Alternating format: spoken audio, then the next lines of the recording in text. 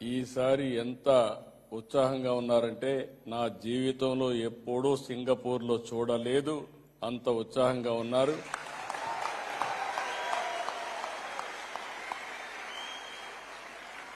మీ అభిమానం చూస్తే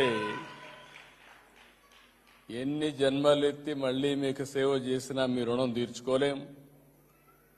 తెల్లవారితో అయితే నేను చూశాను, మేము 6:30 గంటలకు మా ఫ్లైట్ వచ్చింది.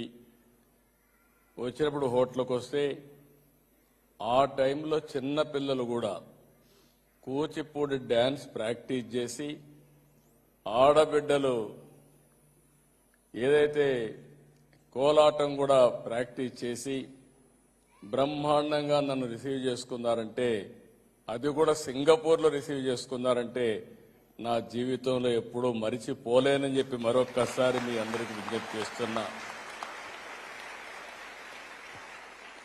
ఈరోజు మీ ఉత్సాహం చూస్తున్నా.